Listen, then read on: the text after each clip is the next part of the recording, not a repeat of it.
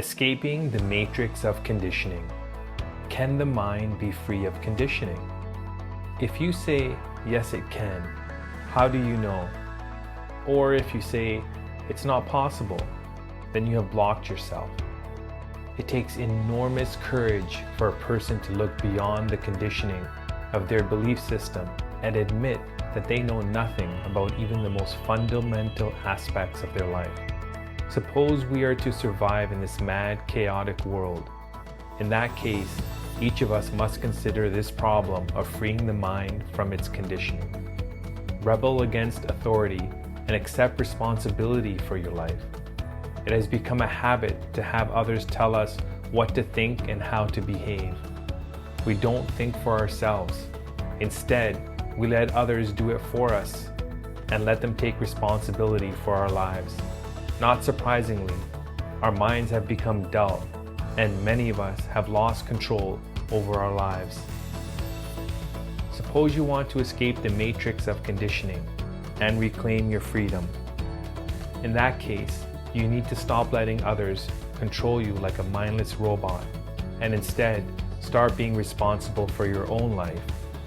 It might be difficult to do, yet it's the only way to choose your path in life. Don't give in to social pressure. Instead, follow the path of self-knowledge. When you know yourself, you don't try to impress people anymore. Self-knowledge, or learning about yourself every day, brings about a new mind. Most of us are not conscious of the deeper layers of our conditioning.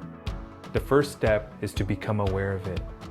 Once you have become fully aware of your conditioning, you understand your entire consciousness. Consciousness is the entire field in which thoughts function and relationships exist. All motives, emotions, desires, pleasures, fears, aspirations, longings, hopes, sorrows, joys, and inspirations are in that field. In Module 3, we discussed how to cultivate mindfulness and awareness through a meditation practice. Both of these tools assist you in becoming aware of your conditioning. Only then can you understand your entire consciousness. It is but the first step in the journey. This means being totally attentive to your actions, of your behavior, the words you use, the gestures, the vanity, the pride, the arrogance, the search for status, and so on. The conditioning of the mind can be denied only when the mind is aware of its operations, how it works, what it thinks, what it says, its motives. One way to do this is through self-observation, which means contacting the present moment by objectively observing how you think and feel. Does the urge of the mind to free itself from its conditioning set another pattern of resistance and conditioning? Having become aware of the pattern in which you have grown up, you want to be free from it. But will this desire to be free condition the mind again differently? The old pattern insists that you conform to authority. Now you are developing a new image that maintains you must not conform. So you will have two patterns, one in conflict with the other. As long as there is this inner contradiction, further conditioning takes place, and this ends up creating another trap for yourself. It's all a shell game. We are not separate from our conditioning. It is part of us, and the desire to free oneself from conditioning only furthers conditioning. But if, instead of trying to suppress desire, one understands the whole process of desire, in that very understanding, there comes freedom from conditioning. Freedom from conditioning is not a direct result. Freedom from conditioning is a byproduct. It is not essential. The important thing is to understand what creates conditioning. This is a crucial point to understand. It is the crux of the matter, because a conditioned mind can never find out what is true. A conditioned mind can never discover what God is. It can project its own images, dogmas, and beliefs, thinking it has found God or had a profoundly spiritual experience, but that is still the action of a limited, conditioned mind. If you know you are blind, you have a pretty different approach to life. You develop a different perception. In that same way, when you know that you are conditioned, that your thinking is limited, and that a limited mind, whatever its experiences, however much knowledge it acquires, is still limited. When you realize that and perceive it as a fact, is any action on your part necessary to break down that limitation? Please experiment with this. If you have been paying attention, you will see that the mind cannot do a thing about its conditioning except to be completely aware of it.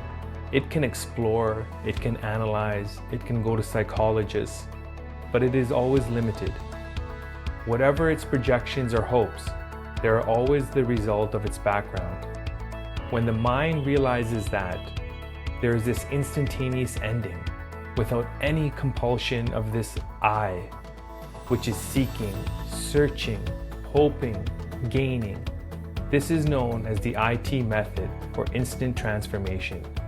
It will feel like the lights are on for the first time. We may think it's a gradual process, that it takes time to free the mind from conditioning, and it's all about enjoying the journey in the meantime. We think it will take months or years to uncondition our conditioned mind. This implies acquiring knowledge to help get rid of the conditioning, which means you are acquiring and not learning about yourself. Such a mind thinks, as the acquired knowledge expands, they will become freer. This is utterly false. Through time and the multiplication of many days and weeks, there is no liberation. There is freedom in the denial of the thing seen immediately. Reality comes into being only when there is total ending of all conditioning. That is when the mind is free and therefore still. Is it really all about the journey? You see, it's not all about the journey. It absolutely is about the destination.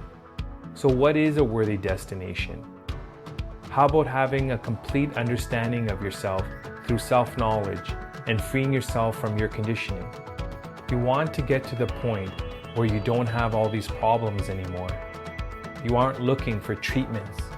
You have found the cure.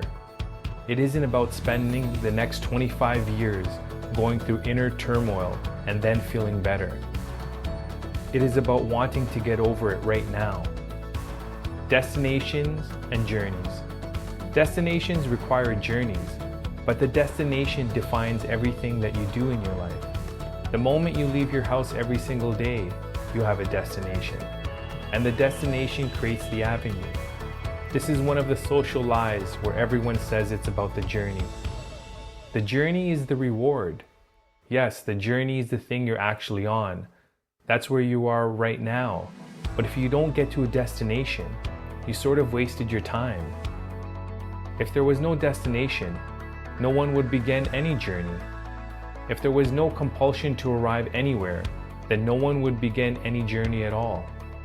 Society believes in journeys. Society believes in endless treatments forever. Practice, practice, practice, practice forever. When the whole game has been set up to practice forever, then there is no conclusion. There is no arrival of anything. It is just that most people's destination is another prescription. Wearing the orange color robe, sitting in front of the incense, going to a retreat, and having the self-image that I'm a yogi, and I am meditating, and I'm doing all the spiritual things. That becomes a destination in itself, that I have achieved that self-image where I view myself. Please realize, we're not telling you what you should do. We're just questioning in a friendly manner, which I hope you realize. It is entirely up to you if you want to free yourself from the matrix of conditioning and determine if what we're teaching is true. To radically awaken requires tremendous bravery, and the journey is too difficult for most people. Alternatively, you can take the blue pill, forget the whole thing, and go back to scrolling on your phone. The choice is yours.